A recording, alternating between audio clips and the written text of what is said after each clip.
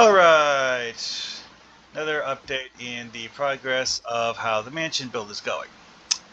As you can see, I have started work on, I've put in some of the layout of the second floor and at least built a rough version of the first floor.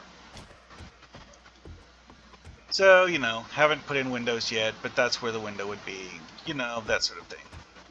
Ooh, made a switch that actually opens the door. That's a fun thing you can do in this game. That animation's weird. Anyway, though. But yeah, haven't really finished the decor. This, of course, is that weird thing with the carpet where in order to make a carpet with a border, you have to use a special block that actually has an edge strip on it, which is fun. These, similar thing. It's a special block that has an extra little bit of thing, where this white strip here is actually the face of the block that is defined by the game as the bottom, and I put it in place upside down. Anyways, though, this is the general sort of decor I'm going for. This is the store windows that you normally see in POIs that are defined as businesses. Why am I using these? Well, these are one of very, very few windows in the game that actually are clear and also large pane. So this is a 2x2 window, and it's, a proper window that you can actually see out of. In real life, having a 6x6 pane of glass is something most people wouldn't have. You would have like several composite windows, but this is supposed to be a ritzy house, and that looks pretty nice. Yes, the original doesn't have single pane windows like that. Oh well. Anyway, as you can see, very rough. A few things I've started working on and found that some things, when applied to objects they weren't meant for, look cool. Like I'm trying to make a fluted column, so I use the texture of white corrugated steel roofing, because when you apply it and wrap it around a column like this, it goes vertically and makes something that's kind of like fluted column stuff. This is something that's actually a concrete texture that's meant for concrete baseboards. But it makes an interesting column header.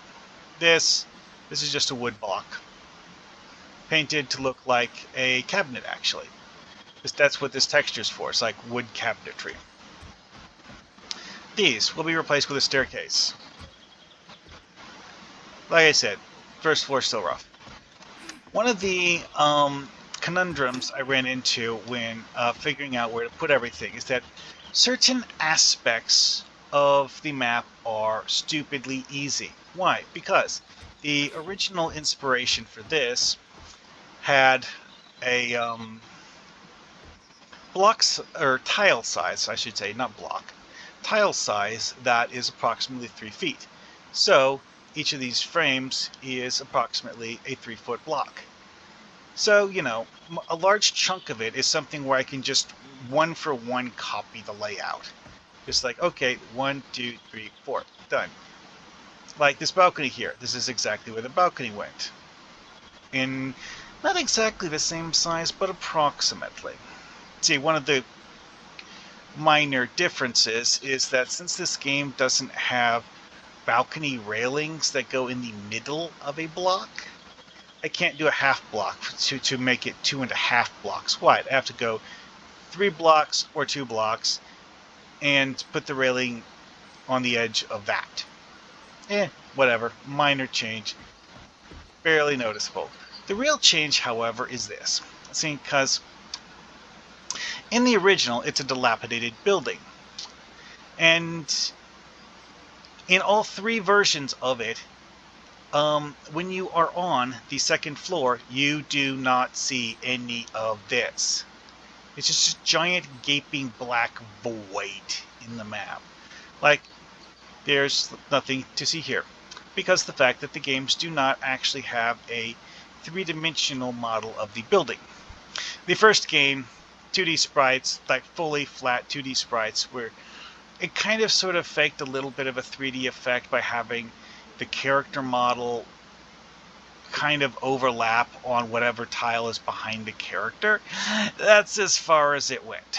The second game, that with this building in it, tried to fake a depth effect by making it so that walls would come up and hide the player behind them if you stood close enough to the wall, so that each of the walls actually, it gave you a sense of height of the wall, so you could see that the walls were approximately 3 blocks high because of the relationship to the height of the wall and the height of your character. Okay, so far so good. The problem, however, though, is the fact that none of the games gives you the ability to look down from the first floor or second floor or third floor to any of the floors below them. They just show this black void, which creates a conundrum because where this railing over here is the edge of the second floor on all of the maps, and there's all of this 2.5, well, whatever, somewhere around 2 entire rooms, which realistically you should be able to see from the second floor. I mean, if there's a locked door here, I mean, come on now. But that's the way the games did it. Figuring out how to work with this in a fully 3-dimensional map is going to be a challenge. Not one I figured out the details of yet, but I don't know. It's also one of those things that's like, okay, this building has a purpose, right? And another thing about this that always felt weird to me is this giant open area here with stairs that go from the basement to the first floor, and no stairs that go from the first floor to the second floor. Very, very video game design aspect, because of the fact that presumably you have people working in lab equipment, and yes, that is actually one of the things that you'll notice when you look at the stuff on the floors, is that these rooms over here have stuff like desks and computer equipment. So it's presumably, technicians studying collected data on their computers. So, okay, would they necessarily go from the basement to here regularly? Probably not. However, the simple logic of not having stairs in such a giant area is a bit strange. Also, in all of the games, at some point, you go directly from the third floor, which I haven't built yet, to the first floor via a ladder that's not part of the building blueprint. Okay, that's the third game, it's a ladder. The first and second games, you literally just fall off a balcony onto the floor over there. Oh yeah, that reminds me. In the first and second games, this is an empty void. The second game, or third game, sorry. The third game shows this as a broken floor, where there's like a jagged edge here, a jagged edge there, and it actually has the railing still going across to show you just how far over this went. So I decided to, build it. This, however, is a bit of an odd thing, because how do you reconcile the fact that there's a railing going across there with the fact that there's a wall here? As the story goes, does not compute. Also, the railing kind of like stops here. Like, seriously. This is where it stops. Like, midway into this room. Is the idea that the game is going with that there simply is no ceiling here, and that there's like this yawning void in the building? Because that feels very, very not the way anyone in real life would design a building. I mean, okay, sometimes it has happened, but they're dumb and weird. Oh well. I think I'll probably just like extend Oh yeah, also, this is the basic decor like I'm planning to use for the building when I make a finished version. Obviously, there's the carpet. I'm not using that. There's an actual floor tile, but I haven't started placing those yet. But these are things that are good opaque windows because, hey, look, it's Venetian blinds. It has glass on both sides. There is no side that actually looks like you're touching the blinds. There's a Venetian blinds asset you can place, but they're always broken and they look like crap. You know, like the broken Venetian blinds. Like, oh, hey, these are broken. We need to replace them. Anyway, though, this is here because I can't find anything that even... It's the closest thing to a Pokemon statue in the game. There just aren't statues here. I haven't wired that yet. But anyways, yeah, that's a design conundrum that I'm pondering a lot. Oh yeah, also, I decided that this should be a 2-story giant picture window.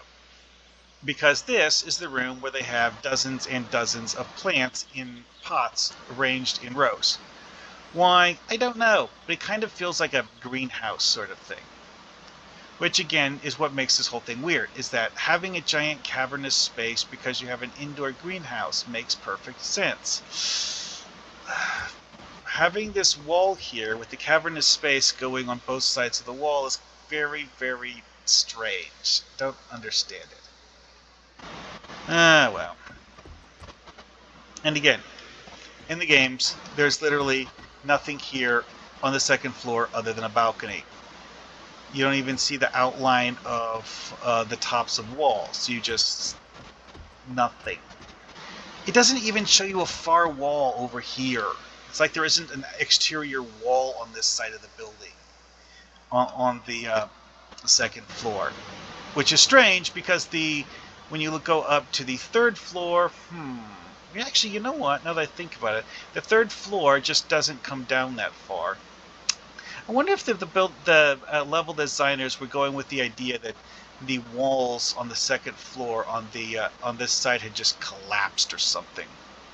Because that would actually kind of make sense, except that it wouldn't explain the balcony railing. Because quite frankly, you would not build a balcony railing there if you actually had something there other than a balcony. Alrighty, well, that's enough ranting. This is one of those things where it's just a very, very peculiar design choice, and was done that way because the fact that it's not really designed as a, livable workspace area. It's just it's designed to be a maze. Like I said, in the original, you literally had to jump off a broken ledge and fall 2 floors to get to the end of the maze. See, because the reason why I put a switch here on the inside to open this door is because of the fact that that's how you got out of the building. You literally could not go back the way you came without, using a switch on the inside of this area that you jumped off into to get out. Whatever. Alright, well, that's enough for this. See you guys later.